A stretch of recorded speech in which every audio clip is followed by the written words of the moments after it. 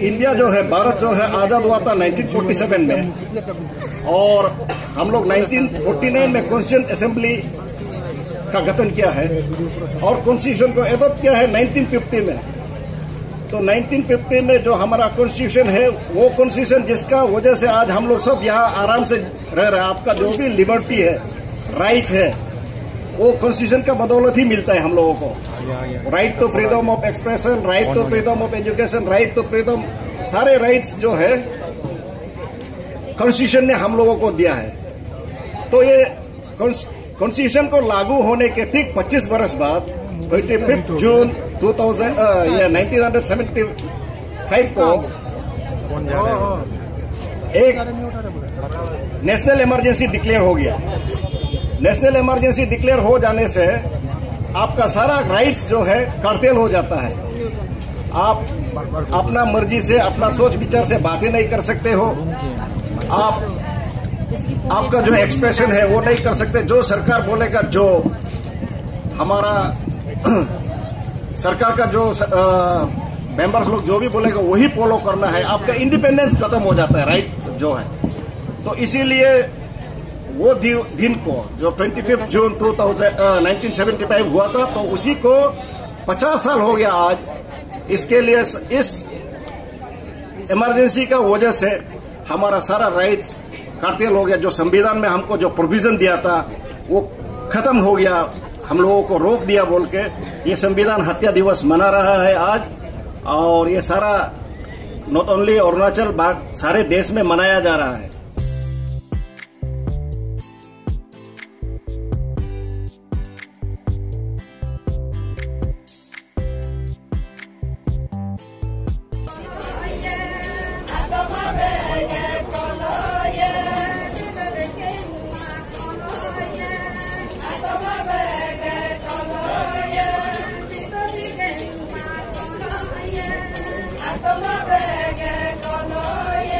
Shah commission का report का मुताबिक थोड़ा सा मैं आप लोग को सब लर्नड और स्पेशली यंग स्टूडेंट लोग है, you should know why that emergency was declared, circumstances leading to declaration of emergency in 1975.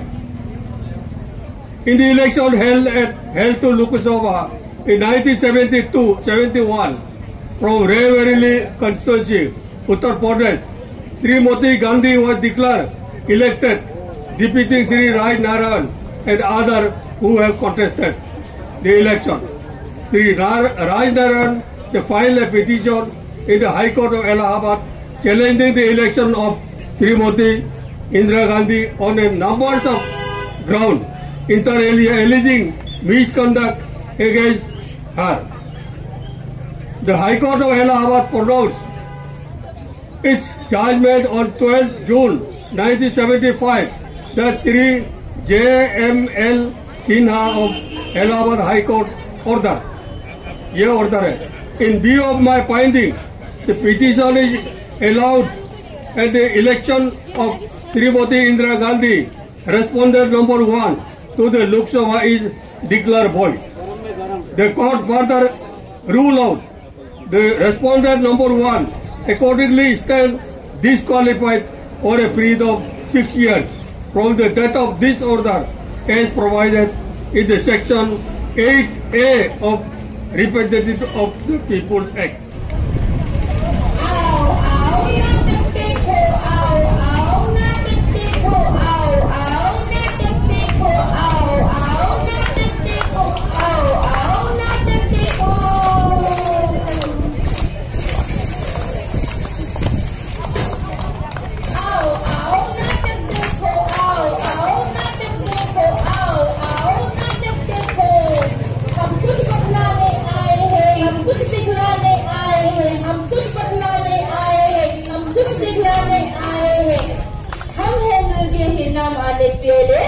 इतिहास के एक पन्ने से वो काला धब्बा का सच दिखलाने आए हैं। आओ आओ नाटक देखो, आओ आओ नाटक देखो, आओ आओ नाटक देखो।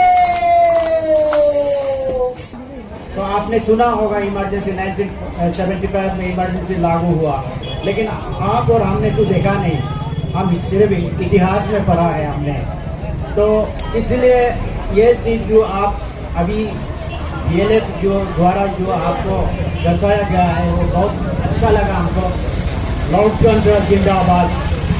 हम देश के नागरिक हैं, कुछ भी हो लोकतंत्र का हम सेवा करना है, इसका बचाव करना है और देश का विकास के लिए हम मिलकर आगे कदम चलना है।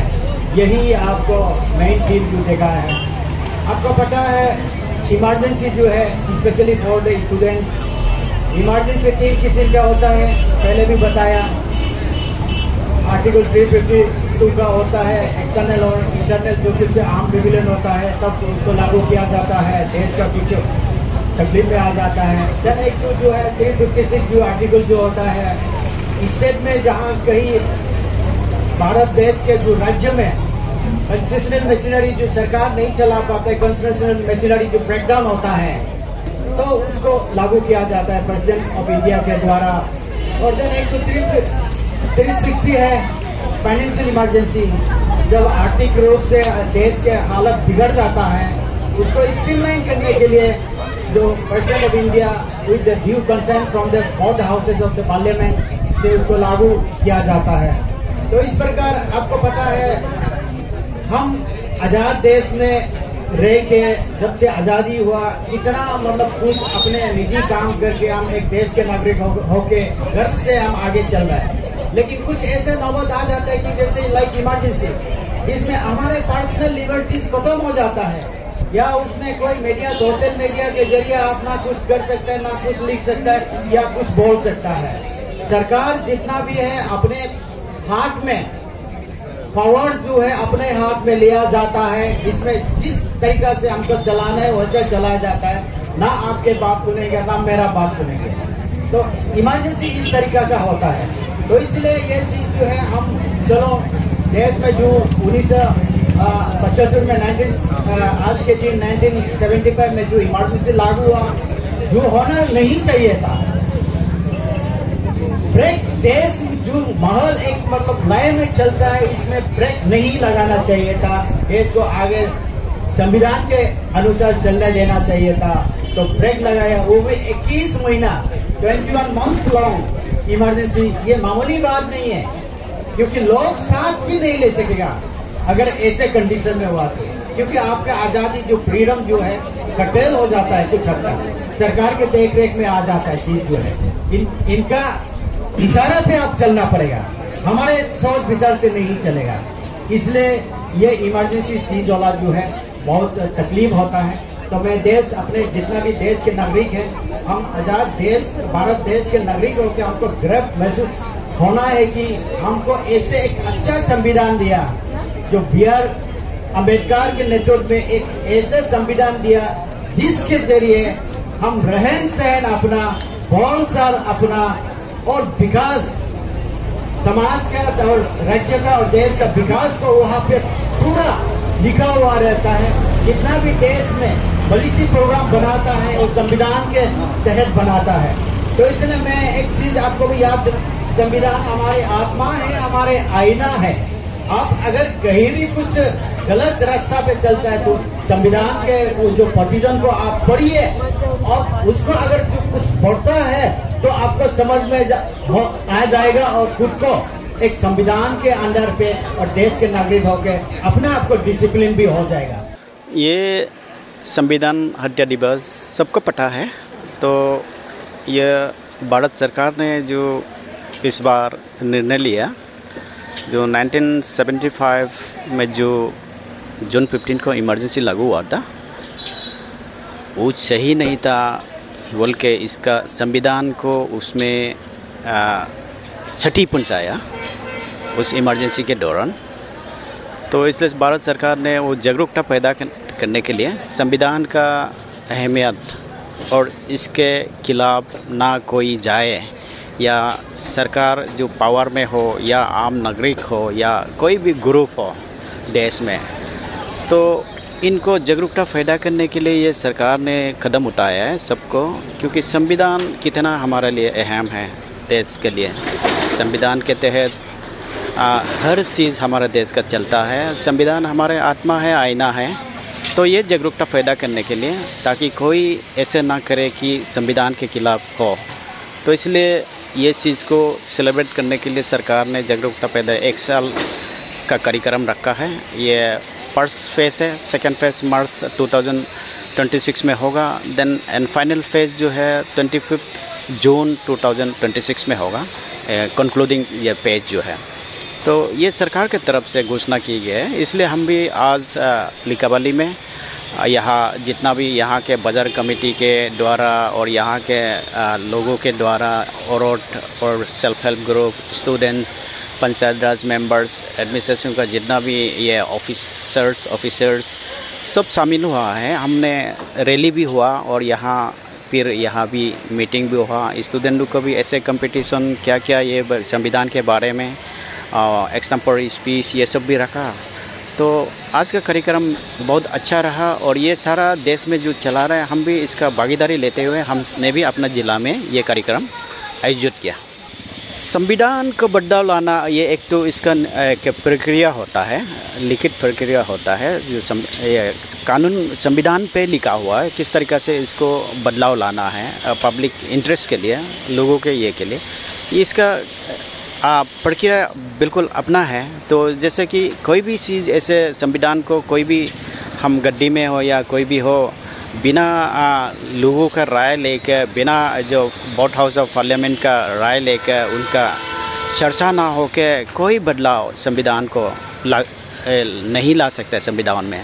तो इसलिए हमारा ये भी बहुत सुरक्षित है। ये संविधान में जो प्रोविज़न जो है बहुत अच्छे हैं। अगर इसको प्रॉपर वे में हम फॉलो करके चलाए तो हम सब के लिए अच्छा होगा, देश के लिए अच्छा होगा, नागरिक के लिए अच्छा होगा। जो इमरजेंसी लागू किया था ये तो गलती था, अभी भी यही सोचता है। और इसी के लिए ये जो संविधान सत्याग्रह आज मना रहा है, ये मोदी सरकार जो अभी जो कर रहा है, हमको बहुत पर्सनली एक इंडियन सिटीजन होने का नाते बहुत अच्छा काम कर रहा है। और हम आगे में भी इस तरीक़े से इस टाइप का इमरजेंसी भारत में तो और लागू ना हो जाए। और जो संविधान है हम लोग को जो डॉक्टर अंबेडकर जो दिया है वो तो बहुत अच्छा से दिया है। ये हर एक धर्म का आदमी, हर एक किस्म का आदमी, इंडिया जो एक सेकुलर कंट्री है, हम लोग सुख शांति से रह रहे हैं अभी तक। लेकिन जो संविधान 75 में इमरजेंसी प्रोक्लेमेशन क्या है, ये तो गलत था, अभी भी हम बोलते हैं गलत था।